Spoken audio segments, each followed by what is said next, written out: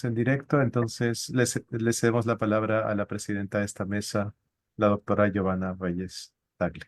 Eh, Sí, por favor, adelante. sí. Muy buenas tardes a todos, a todas. Bienvenidos, bienvenidas al coloquio eh, organizado por la Pontificia Universidad Católica de Perú a través de la cátedra OMC. Le damos la bienvenida a todos los asistentes, a los expositores. Tengo el gusto el día de hoy de compartir la mesa con el doctor Fernando Pierola, que también es de la cátedra OMC, y al profesor Jorge Manrique de Lara. Ellos van a comentar el tema de el órgano de apelaciones de la OMC y la OMC versus regionalismo. Entonces voy a invitar en primer lugar al doctor Fernando Pierola para que nos comparte este tema. Adelante, doctor Pierola. Muchísimas gracias, doctora Reyes. Es un gusto enorme, pues, encontrarnos en esta charla y, bueno, seguimos entonces con las conversaciones académicas. Ahora vamos a tocar un tema, pues, que es un tema un poco más condimentado, en el ámbito procesal, que es el asunto de la solución de diferencias y el asunto de la solución de diferencias OMC multilateral con respecto al tema regional. Entonces, yo voy a cubrir un poco el tema de la interfase entre OMC y los aspectos regionales, tanto como un asunto de diseño, historia, así como un asunto de práctica en cuanto a consideraciones específicas. Y después le cedo el uso de la palabra a los colegas, sin perjuicio de las conversaciones y discusiones que tengamos en su momento. Entonces, quisiera comenzar mencionando de que la relación entre solución de disputas OMC y solución de disputas regional, y regional hablo en términos genéricos refiriéndose a diversos acuerdos que han existido y que existen a la fecha, es una relación bastante estrecha, es una relación en cierta medida simbiótica que encuentra, digamos, sus orígenes en el transcurso del tiempo, históricamente. De hecho, el sistema multilateral, conforme lo conocemos, es un sistema que se origina con el GATT del 47. Pero el GATT del 47, que es un resultado, digamos, un acuerdo cuyo propósito es reconstruir un mundo en un estado de posguerra, haya sus orígenes en cuanto, digamos, a formulaciones normativas en acuerdos bilaterales negociados por los Estados Unidos con anterioridad. Y uno de ellos a destacar es un acuerdo bilateral que se negocia en la década de los 30 entre Estados Unidos y México, del cual incluso salen, digamos, las formulaciones básicas que le dan sustento a los artículos 22 y 23 del GATT. Es decir, por ejemplo, la famosa noción de anulación o menoscabo sin violación es algo que encontramos ahí desde ese entonces, ¿no? Entonces ya vemos ahí una influencia regional para efectos de la generación de un sistema multilateral de solución de diferencias. Y después de ello, como bien lo conocemos, pues el sistema de solución de disputas multilateral bajo el GATT es un sistema que evoluciona a raíz de estas disposiciones embrionarias muy generales, muy laxas, sobre la base de una práctica continua en cuanto, digamos, al trabajo de estos grupos, en principio grupos de trabajo, luego grupos especiales, ¿no? Y en algún momento se codifica, ¿no? En los años 70, en la llamada Ronda de Tokio, se codifica bajo un entendimiento de solución de diferencias que establece un poco, digamos, el estado, en aquel momento era el estado de arte, el estado, digamos, de avanzada en cuanto a los mecanismos multilaterales. Ahora, sabemos que ahí no es el fin de la historia, pero esto sí surge, digamos, sí sirve de base para que los esfuerzos a nivel regional, por ejemplo, tomen un poco el modelo codificado que se da en el marco regional, multilateral, ¿no? Y es, por ejemplo, así que el Telecan, sabemos que es un acuerdo, digamos, entre Estados Unidos, Canadá y México que rigió las relaciones entre estos países por mucho tiempo, pues refleja un poco el esquema, el formato general que tenía, digamos, el sistema de solución de diferencias del GATT en un principio, ¿no? Basado en una noción de consultas, luego un grupo especial, luego una resolución y después de ello la fase ya de implementación o de aplicación de las decisiones, ¿no? Y ahí pasamos a otro nivel, ya en el marco de la llamada Ronda Uruguay en los años 80, los diversos países involucrados en este proceso de formulación normativa multilateral se nutren de las experiencias regionales. Los Estados Unidos, Canadá, que formaban parte del Quad, pues se nutren un poco de lo que habían negociado en el marco del Telecan. Los europeos, por su parte, pues ya tenían mucha trayectoria en cuanto al manejo de resolución de disputas comerciales en el marco del sistema europeo de justicia, ¿no? Incluyendo el recurso al Tribunal Europeo de Justicia, ¿no?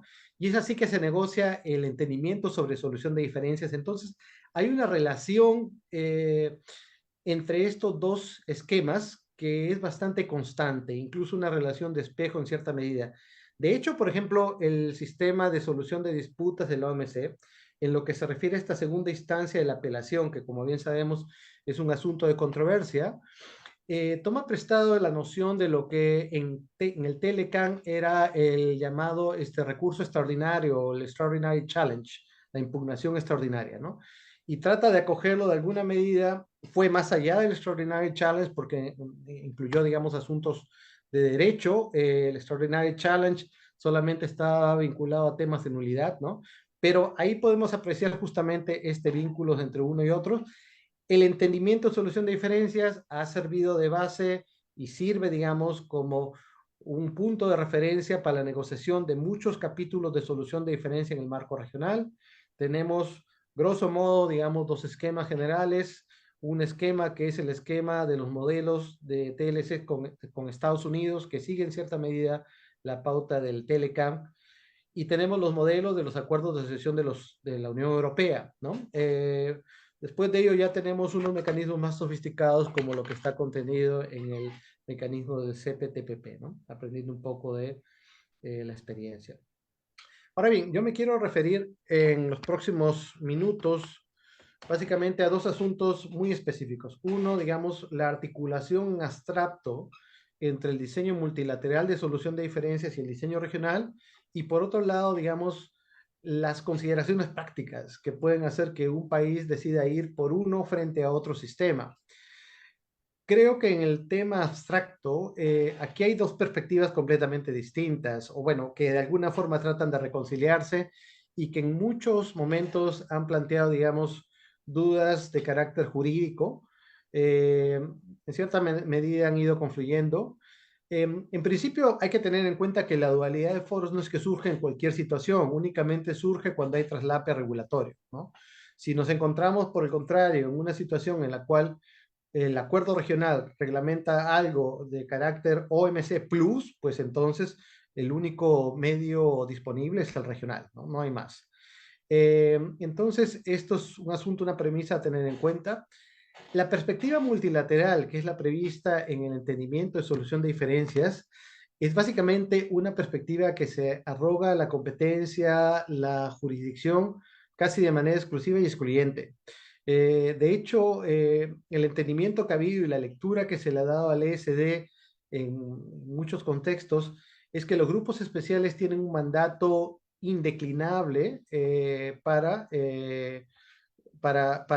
encargarse de un asunto, para resolver asuntos conformes al ESD, ¿no?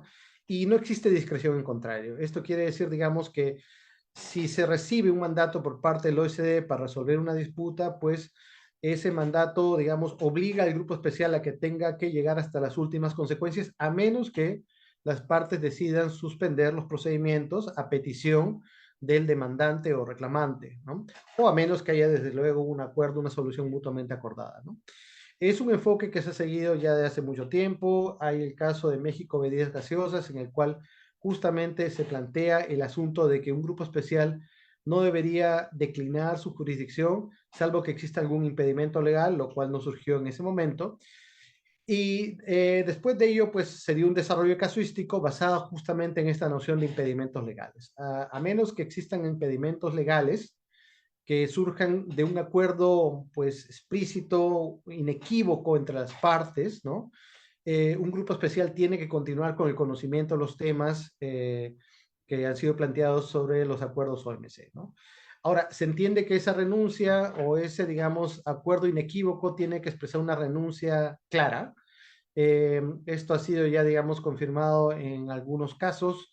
En el asunto Bananos 3, un asunto de cumplimiento presentado por el Ecuador, pues cuando la Unión Europea planteó la existencia de un acuerdo entre el Ecuador y la Unión Europea, que en cierta medida, a criterio de la Unión Europea, pues podía poner un fin al asunto, pues el grupo especial fue bastante categórico en decir, no, tiene que haber un impedimento legal claro, y lo mismo surge en el caso Perú-Franjas de Precio, una disputa entre Perú y Guatemala, en la cual también el grupo especial estableció la necesidad de que exista una renuncia explícita a los derechos que le asisten a una parte para iniciar una disputa en el marco del ESD de la OMC.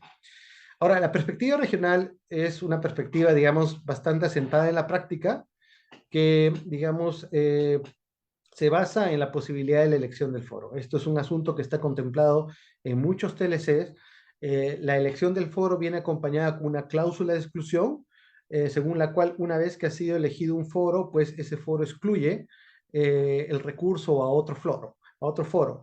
Y eso debería ser entendido pues como una renuncia explícita en ese sentido. Nunca hasta el momento se ha puesto esto en cuestionamiento, nunca se ha puesto a prueba ante un grupo especial de la OMC.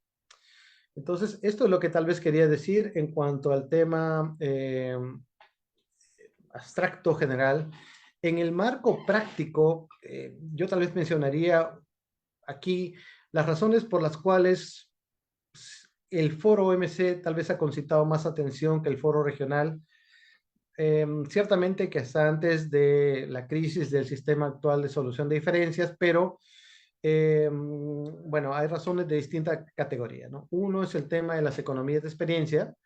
La OMC pues ha venido ventilando asuntos ya por más de 30 años hasta la fecha, ¿no?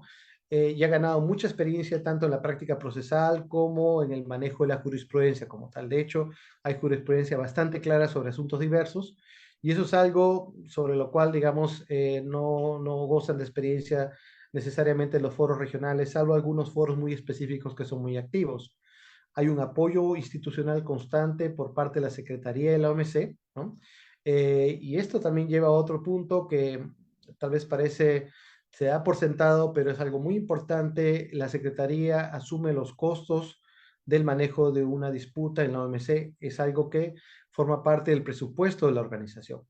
Y por otra parte, un asunto que atrae la atención a los países es el hecho de que en el foro OMC pueden participar terceros, que de alguna manera coadyuven a la postura que tiene un reclamante en un litigio. ¿Podrían ser los mecanismos regionales una alternativa a la OMC ante esta situación de impasse, ante esta situación de crisis actual del sistema de solución de diferencias? Bueno, no tenemos, digamos, aquí evidencia categórica al respecto. Técnicamente los foros regionales pueden ser mucho más rápidos. De hecho, yo he tenido experiencia en el manejo, digamos, de alguna disputa regional en la cual precisamente el tema se resolvió de una manera bastante expeditiva en cuestión de pocos meses, incluso mucho más pronto que la resolución ante la OMC. Puede haber una mayor capacidad de control de la diferencia por parte de las partes, podría darse el caso, porque efectivamente es una disputa que está limitada únicamente a las partes en la controversia. Hay la posibilidad de darle fin a un asunto comercial, hay la posibilidad de zanjar el tema, lo cual en la actualidad con la situación de limbo y de impasse no se da en la OMC. Sin embargo, la evidencia es variada. Como les digo, no tenemos información centralizada para establecer concluyentemente que, digamos, la preferencia de los países se ha orientado hacia el tema regional. Hay algunos mecanismos que probablemente son bastante activos. Incluso, por ejemplo, hoy día la señora Ehler mencionaba que en el marco del acuerdo Estados Unidos, México con Canadá, el actual, en cuanto a asuntos laborales, hay un trabajo, digamos, bastante intenso, ¿no? Entiendo yo que en el marco regional de Centroamérica también se da, digamos, un trabajo bastante intenso en resolución regional de conflictos, pero en cuanto a los TLCs bilaterales no hay mucha evidencia. El CPTPP tiene un par de casos, pero eso no nos indica más, ¿no? Y yo creo que con eso ahí paro mi presentación por el momento y después obviamente que seguimos con comentarios y preguntas que pueda tener la audiencia. Gracias, Giovanna. Muchísimas gracias, doctor Pierola, por la ilustración que nos ha dado con respecto a esta relación entre los sistemas de solución de controversia, lo que lo que sucede actualmente en la OMC y estas referencias a los sistemas regionales. eh, y usted se ha referido también, doctor, al tema del caso de Perú y franja de Estrecho, el caso con Guatemala. Y creo que ahí también me queda una pregunta que de repente luego podamos conversar. El hecho de que algunos acuerdos regionales, especialmente los que ha firmado el Perú, no todos, pero sí algunos tienen estas cláusulas de prevalencia, ¿no? Que en caso de conflicto entre las disposiciones de los acuerdos en los cuales las partes también han firmado y el propio TLC, le dan la prioridad al TLC, ¿no? Algo que contrasta con la posición de algunos tribunales internacionales, como por ejemplo el Tribunal de Justicia de la Comunidad Andina, ¿no? Que sostiene lo contrario, que sostiene en casos de conflicto entre las normas andinas y las normas internacionales, cualquiera que fuere, ¿no? Sea la OMC o cualquier otro acuerdo internacional que hayan firmado las partes, prima las normas andinas, ¿no? Y la misma posición se ha adoptado en el Mercosur. Entonces es interesante lo que usted nos ha relatado también desde la influencia del acuerdo bilateral de Estados Unidos con México y cómo va impactando en las disposiciones multilaterales. Entonces parece ser que hay una especie de información mutua, ¿no? De una retroalimentación mutua por parte del sistema multilateral de comercio hacia los TLCs o los acuerdos regionales, pero también los acuerdos regionales tienen algún impacto en el sistema multilateral. Entonces, es interesante, le agradezco mucho la exposición que nos has dado y ahora vamos a dar pase al doctor Jorge Manrique de Lara.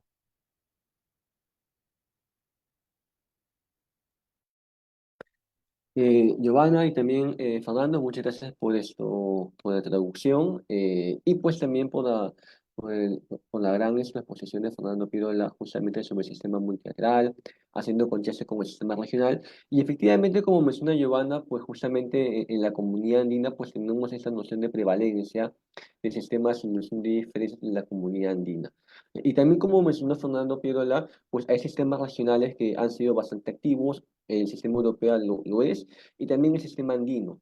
Eh, en el caso pues del sistema andino, pues hoy en día, pues, bueno, en el 2021 se discutieron un conjunto de reformas para mejorar el sistema andino. Para ello hay que mencionar que el sistema andino pues maneja una gran carga procesal, incluso mayor que el de la OMC. Y para ello pues es que se tomó en consideración incluir pues cuatro figuras interesantes, ¿no? Por un lado, pues la noción de precedente de vinculancia obligatorio, el fortalecimiento de la función arbitral, el cobro de derechos de trámite en la constitución de un fideicomiso.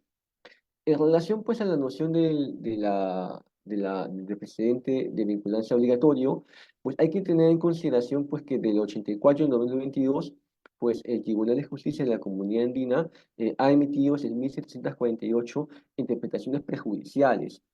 Eso es particularmente muy importante y es un recurso que se importó del sistema europeo.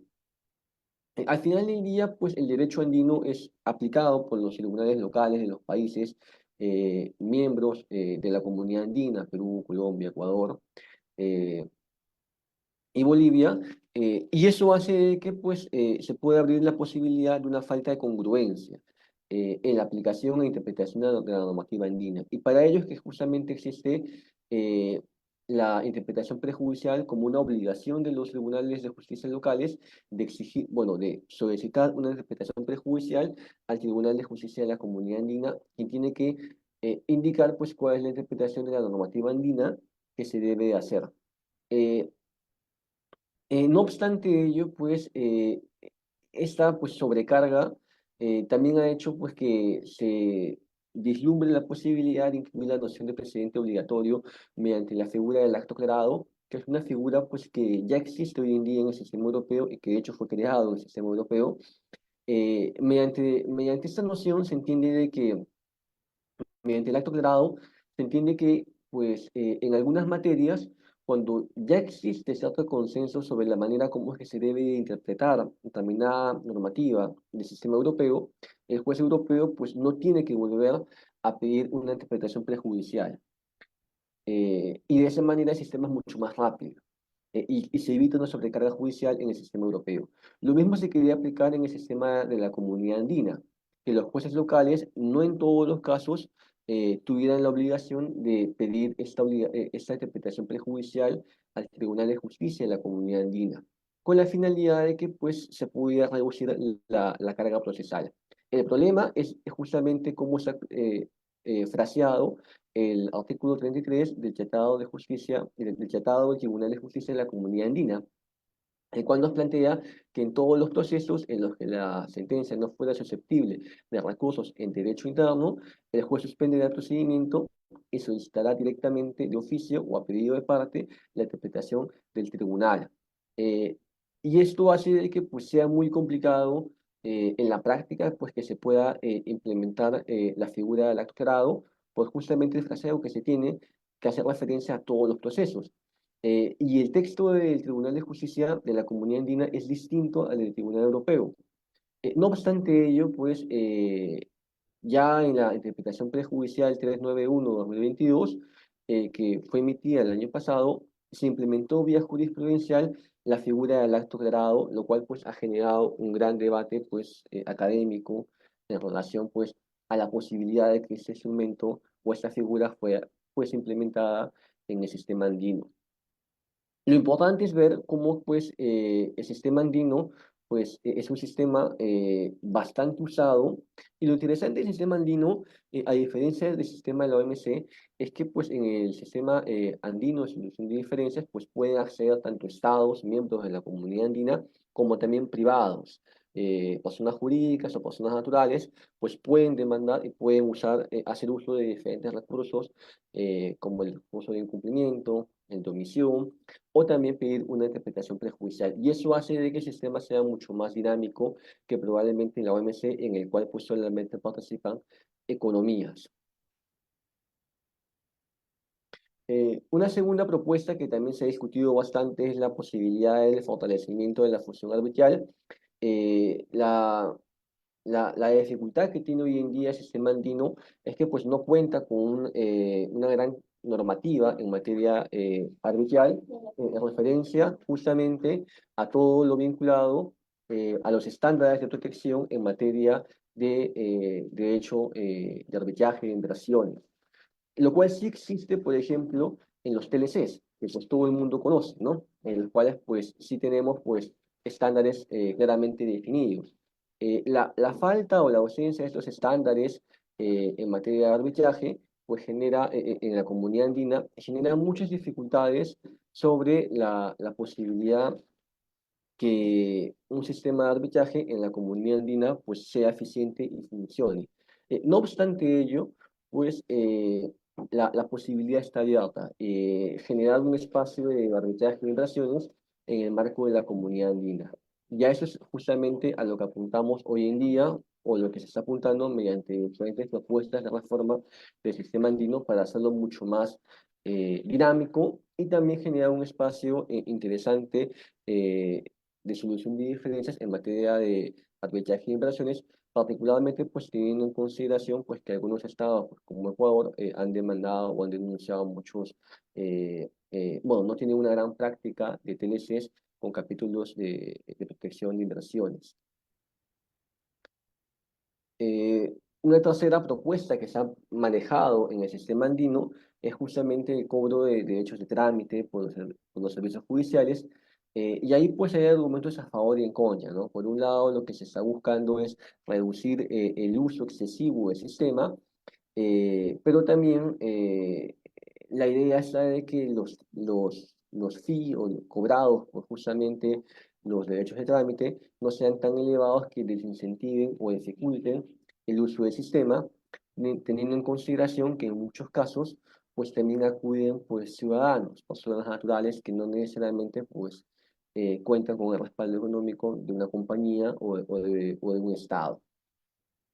Y finalmente, pues también se estaba manejando la posibilidad del establecimiento de un fideicomiso con la participación de la Corporación Andina de Fomento, con la finalidad de que pues se pueda hacer mucho más viable el funcionamiento del sistema de justicia en la comunidad andina. Eh, Así que pues esta visión de la existencia de sistemas regionales también nos presenta, pues, como hemos podido notar, pues la existencia de un sistema, en este caso el de la Comunidad Andina, que ha demostrado ser bastante activo en la práctica, y si bien, pues, hoy en día, frente a algunos desafíos, las propuestas, pues, están sobre la mesa para, pues, buscar justamente su reforma con la finalidad de que esto, pues, pueda seguir mejorando a la larga. Y creo que con esto, y ya tratando de evitar pues extenderme un poco más, eh, paro para que pues procedamos con las preguntas o lo que puede venir justamente de la presidenta de Giovanna. Ok, muchas gracias, doctor Manrique. Ha sido ilustrativo que usted ha presentado cuáles son los planteamientos que se han realizado en el marco de la comunidad andina para la llamada reingeniería, ¿no? Esta nueva visión, esta revisión del proceso de la comunidad andina para integrar mecanismos que la hagan, como se ha propuesto también en las decisiones andinas, mucho más dinámica, proactiva, eficiente, transparente. Y de hecho, la teoría del acto aclarado es un tema de debate. Nosotros en la maestría de Derecho Internacional Económico tenemos a dos tesis que se han escrito sobre el tema, ¿no? Y lo interesante ha sido que una de las tesis sostiene que sí se debe aplicar la teoría del acto aclarado y la otra tesis va por el lado totalmente contrario, ¿no? Sostienen que no se debe aplicar esta teoría en el Tribunal Andino. Ambas tesis fueron aprobadas en nuestra maestría. Por supuesto, desde el punto de vista académico, el debate da para mucho, porque en ambos casos eh, se presentan argumentos, ¿no? Como se ha hecho en estas dos tesis, a favor y en contra de la aplicación de esta teoría, ¿no? De hecho, uno de los argumentos, como usted ha mencionado, es esta carga procesal, ¿no? El tribunal queriendo ser más eficiente también con los recursos, eh, y eso nos lleva también a plantear esta relación, ¿no? Entre lo que es la búsqueda de esta reingeniería en la comunidad andina y cómo los procesos se van relacionando también con la OMC, ¿no?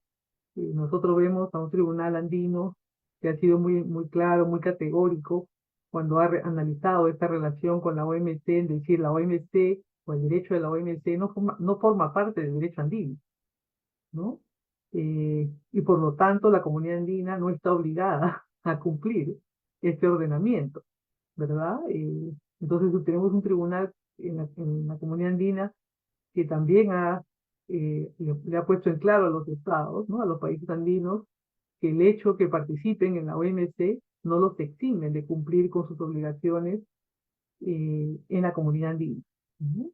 Y como mencionábamos hace un momento también, de que de presentarse algún conflicto, los países andinos deberían cumplir con las normas andinas. Sin embargo, también tenemos que recordar que el derecho andino ha sido receptivo, ¿no? De las normas de la OMC, ¿no? Tenemos decisiones que han incorporado, ¿no? Los acuerdos de la OMC, como el Acuerdo del Valor, por ejemplo, ¿no? Es lo que se conoce como la comunitarización del derecho de la OMC, y eso hace que las normas entonces de la OMC no solamente sean referenciadas en estos acuerdos regionales, sino que incluso lleguen a formar parte de este sistema legal si son incorporadas, ¿no? Entonces, quisiera también darle la oportunidad a, no sé, doctor Pierola, si usted nos comenta algo con respecto a estos temas que hemos planteado. Muchas gracias, señora presidenta. Aquí hay varios, creo que surgen bastante, algunos temas de reflexión. No quiero extenderme tampoco en demasía. Puede ser que haya algunas inquietudes o algunas preguntas de la audiencia, pero eh, creo que usted planteaba un asunto muy interesante, el hecho de cómo es que, por ejemplo, tenemos un sistema multilateral de solución de disputas que en pocas palabras dice, aquí yo tengo el poder para decidir estos temas, a menos que exista por excepción y de una manera muy, pues, definida y muy contundente una renuncia, sino yo no voy a renunciar jamás a este tipo de competencia para resolver estos temas.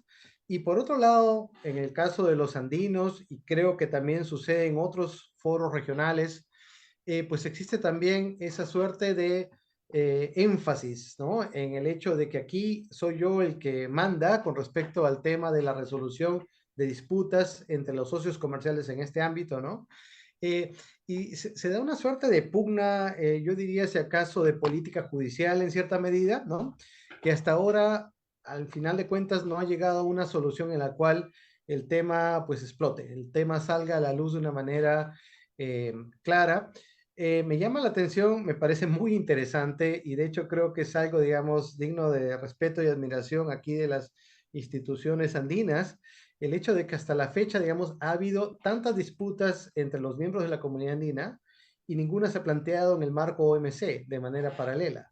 Cosa distinta que sucede, por ejemplo, con algunos casos Mercosur, cosas distintas que sucede, por ejemplo, con algunas disputas en el pasado en NAFTA, ¿no? En el cual, digamos, ha habido el paralelismo de foros, pero en el caso andino, no. Y me pregunto por qué. Me pregunto por qué, si es que acaso hay, digamos, una suerte de sujeción moral al hecho de que el tribunal o el sistema andino tiene que ser el único mecanismo de resolución de disputas, si es que acaso es el hecho de que exista la formación de esta unión aduanera, como le dicen a veces, imperfecta, ¿no? Lo que sea, digamos, el gravitante para mantenerse únicamente en este ámbito, ¿no? Si es que acaso es el hecho de que la Secretaría y el Tribunal ya están pues muy establecidos, es una Secretaría que cuenta con un bagaje de experiencia tan extenso como la Secretaría del GATT y de la OMC en su momento, tal vez pues con un número de casos también bastante largo. Y eso a mí me llama la atención. Ahora, no sé qué pasaría, digamos, en el supuesto en el cual se dé este hipotético caso.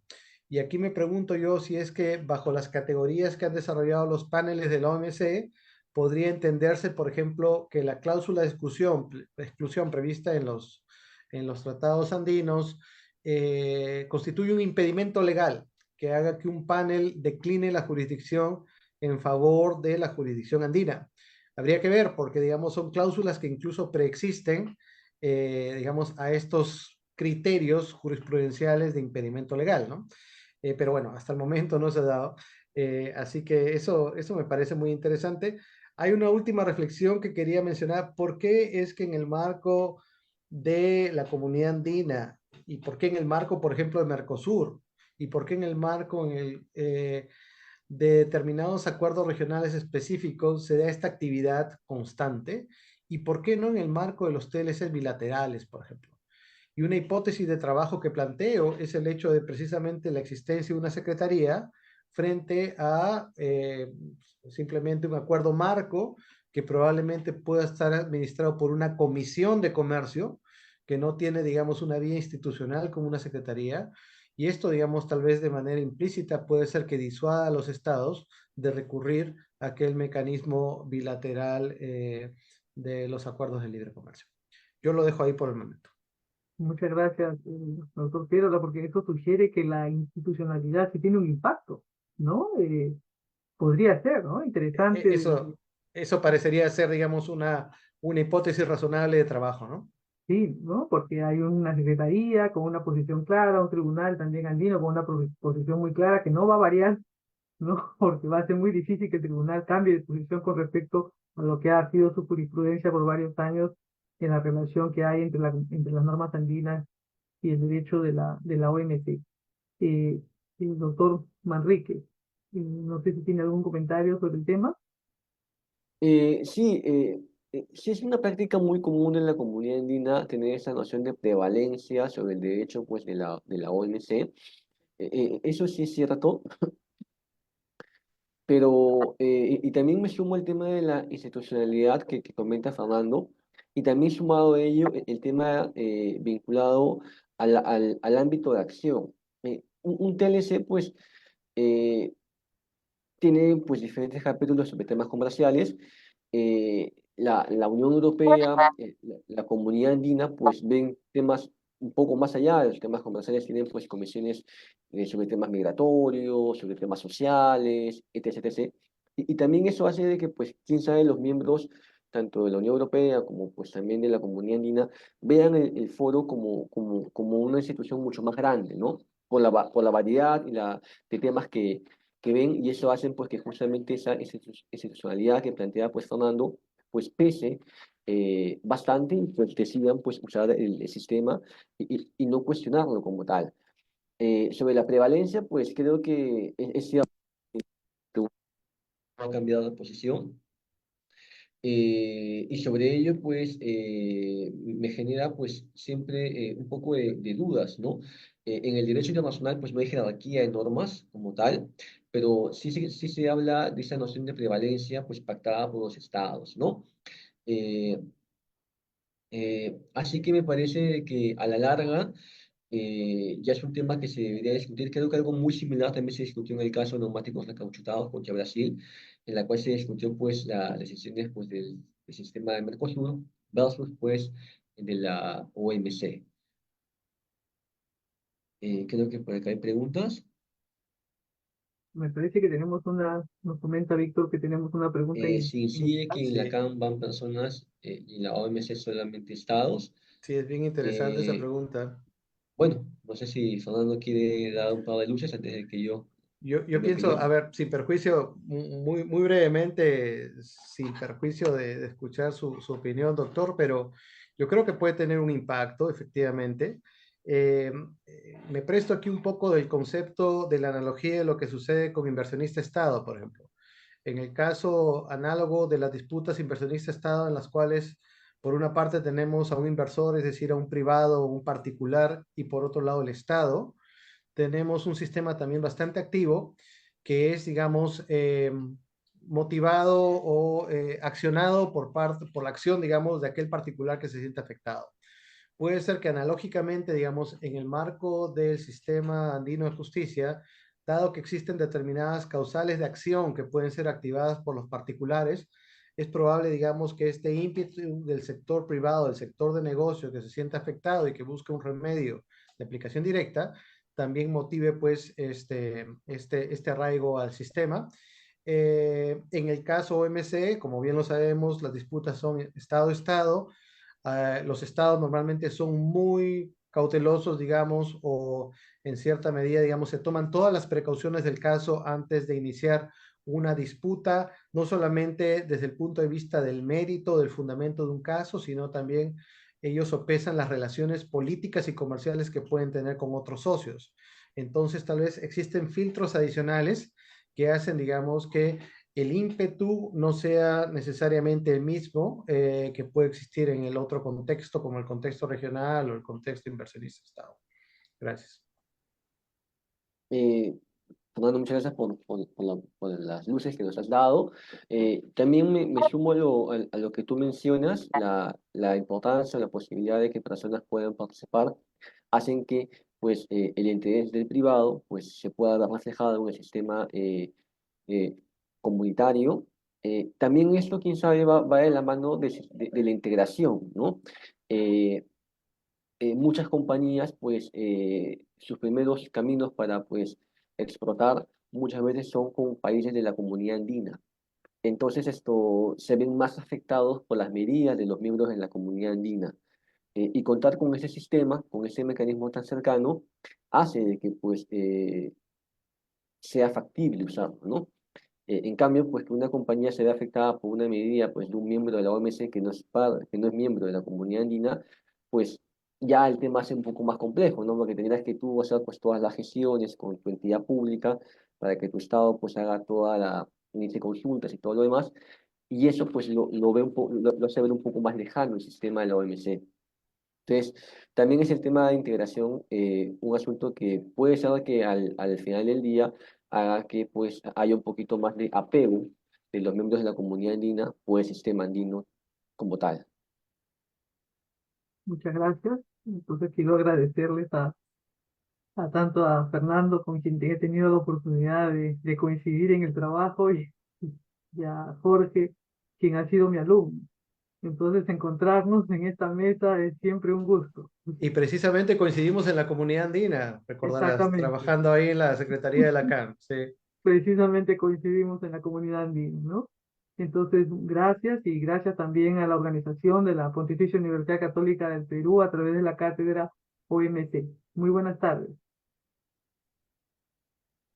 Muchas gracias. Muchas gracias, buenas tardes. Buenas Buenas tardes. tardes. Muchas gracias, Giovanna, Fernando y Jorge.